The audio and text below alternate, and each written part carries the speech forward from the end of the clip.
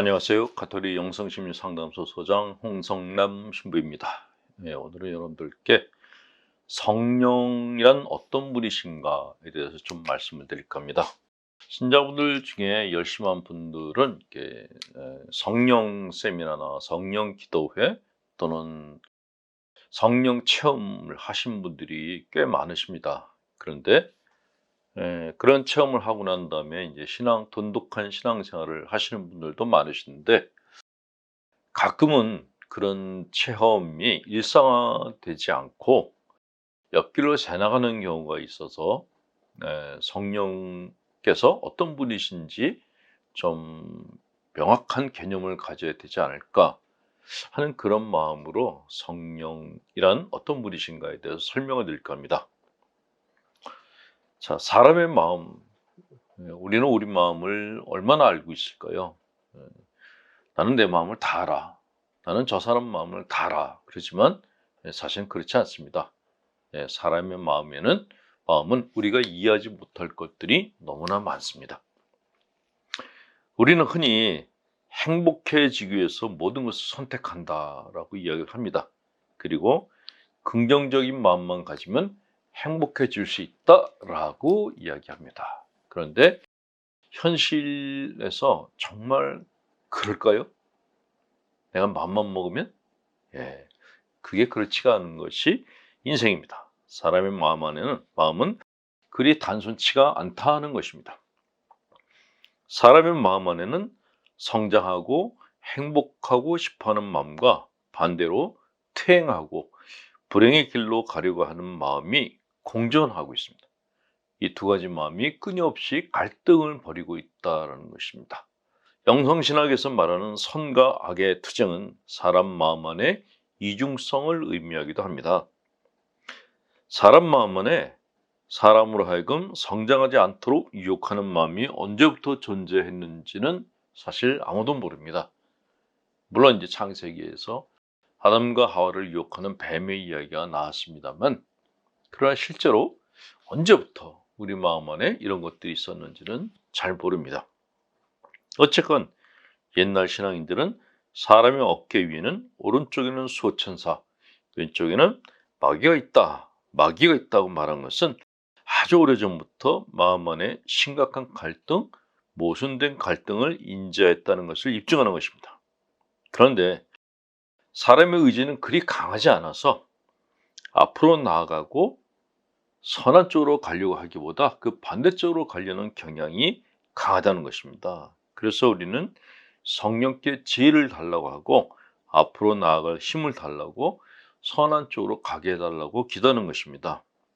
자, 성령께서는 영성생활의 등대 가이드 같은 분이십니다. 사람 마음 안에는 과거의 성장 과정에서 만들어진 온갖 미성숙한 감정, 유아적 감정, 유치한 갈등들이 차곡차곡 쌓여져 있습니다. 그래서 때로 벌컥 화를 내거나 아무 이유 없이 가슴속에서 어떤 낯선 감정들이 북받쳐 오른다거나 또 어른답지 못하게 심통을 부리거나 주눅이 들거나 합니다. 도저히 이해가 안 가고 원인을 알 수도 없는 감정들이 격렬하게 일어날 경우 이런 것들은 무의식 안에서 진행이 되기 때문에 상식적으로 이해하기가 참 어렵습니다. 어떤 사람들은 뭐 그까짓 걸 가지고 그렇게 난리를 치냐고 하지만 내 안에서는 그것이 엄청난 힘으로 내 자아를 압도해서 나의 생활을 통제하고 내 인생을 막가게 만드는 원인이 되기도 하고 나를 심리적 감옥 안에서 살게 만드는 내가 감당하기 어려운 것들입니다. 그리고 이런 내 안의 문제들이 해결되지 않는 한 나는 어른이 아닌 미성숙하고 갈팡질팡하는 어린아이처럼 살 수밖에 없습니다. 그래서 하나님께서는 우리가 겪는 이런 어려움을 잘 아시고 우리에게 성령을 보내주신 것입니다. 그래서 우리는 그분 안에서 어린 시절 경험하지 못한 평화를 경험하면서 마음의 긴장을 푸는 행복감을 느낄 수가 있고 그분이 이끄시는 길을 살아가면서 인생의 현실을 깨닫는 영성적인 삶을 살 수 있는 것입니다. 성령께서는 또한 인류 종말과도 깊은 연관성을 가지신 분이십니다. 많은 사람들이 종말이 언제냐, 종말에는 무슨 일이 생기느냐, 정말로 온 인류가 심판을 받느냐 하고 두려워합니다. 어떤 이들은 세상의 종말은 죄 지은 자와 죄 짓지 않은 자의 구분이 벌어지는 심판의 장이 될 것이다 라고 말을 하기도 합니다. 분열증적인 심리가 종말론의 투사가 된 것입니다.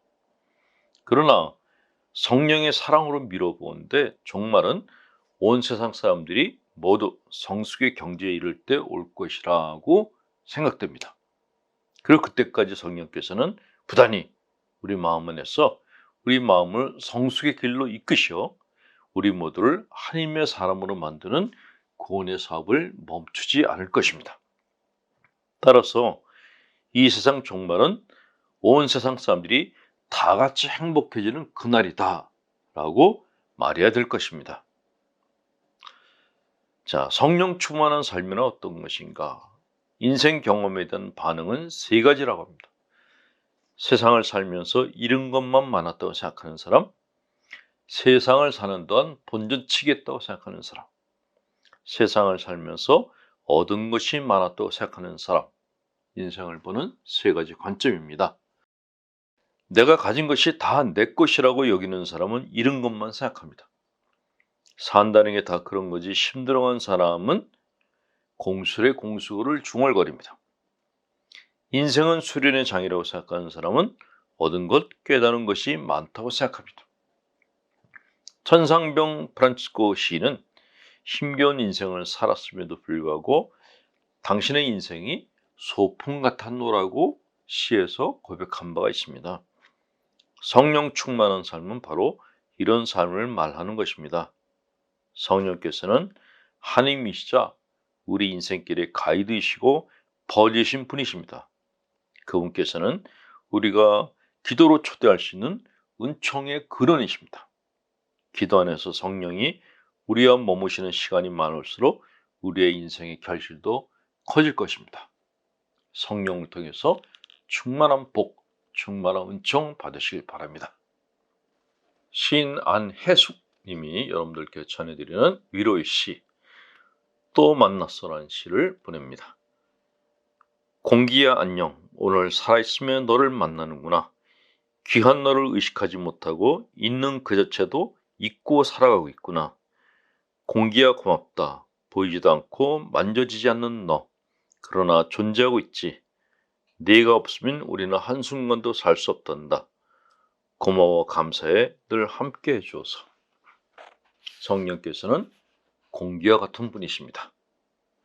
힘내시라고 강복드립니다. 천하샤르님, 성부와 성자와 성령께서는 우리 교우들에게 축복을 내리셔 길이 머물게 하소서. 아멘. 홍성남 신부였습니다.